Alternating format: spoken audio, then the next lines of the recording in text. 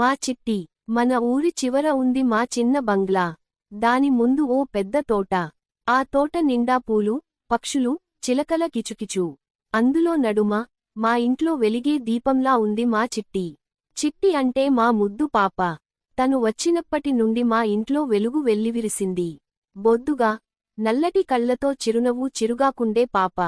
తను పుట్టిన రోజునే అమ్మ చెబుతుంది, ఈ పిల్ల పుట్టగానే బయట మేఘాలు తొలగిపోయాయి, ఆకాశం పొద్దున వెలుగులా కాంతివంతంగా మారింది.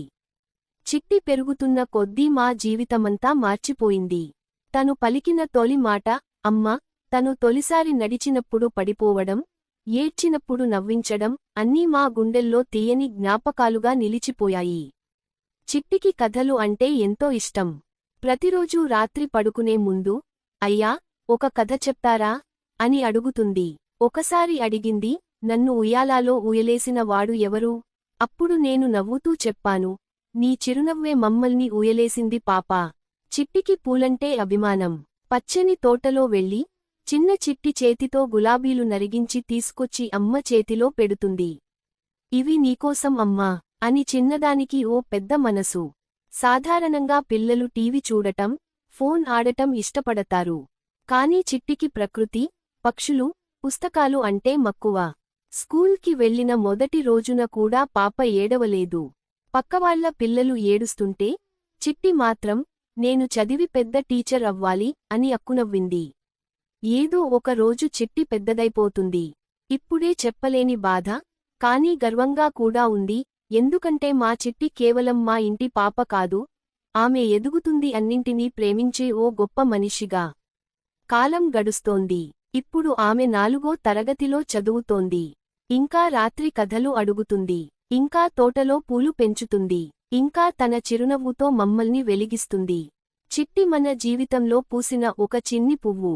ఆ పువ్వు పరిమళించడమే కాదు, చుట్టూ ఉన్నవాళ్లందరినీ ఆనందపరిచే పరిమళంగా మారింది.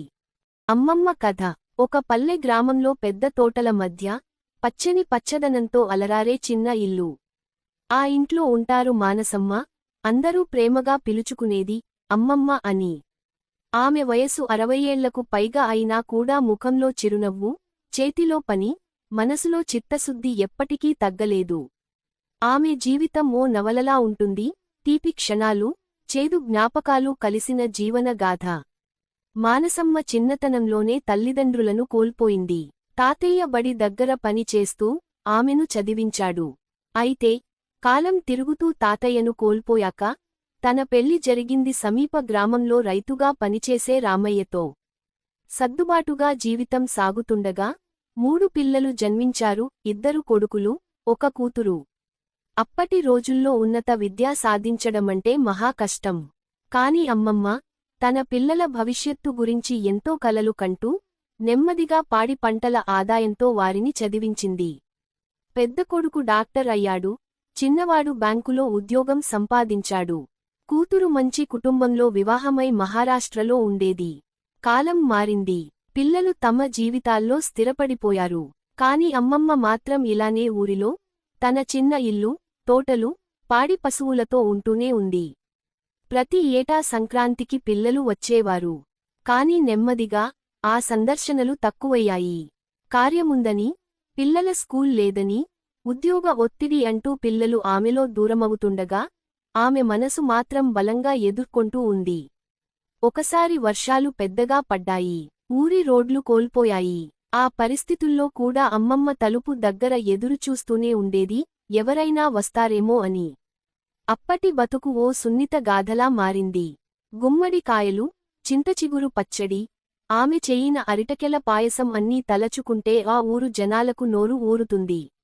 ఒకరోజు ఊరి ప్రాథమిక పాఠశాలకు నూతన ప్రిన్సిపాల్ వచ్చాడు. అతను ఆ ఊరిలో పుట్టిన పెద్ద కొడుకు, డాక్టర్ శ్రీకాంత్.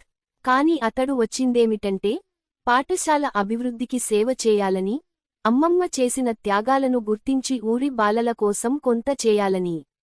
ఆ రోజు మానసమ్మ ఆత్మ ఆనందంతో నిండిపోయింది. ఆమె తలుచుకున్నది ఒక్కటే, మన పిల్లలు గుర్తుపెట్టుకోకపోయినా మనం చేసిన మానవత్వం మాత్రం ఎవ్వరి మదిలోనైనా నిలుస్తుంది. ఇలా ఆమె జీవితం ఓ తోటపనివాడిలా, నిదానంగా గాలికి తేలిపోయే పువ్వులా, మురిపెంగా ముగిసింది. కాని ఆమె జ్ఞాపకాలు మాత్రం ఆ ఊరి పిల్లల గుండెల్లో ఎప్పటికీ నిలిచిపోయాయి.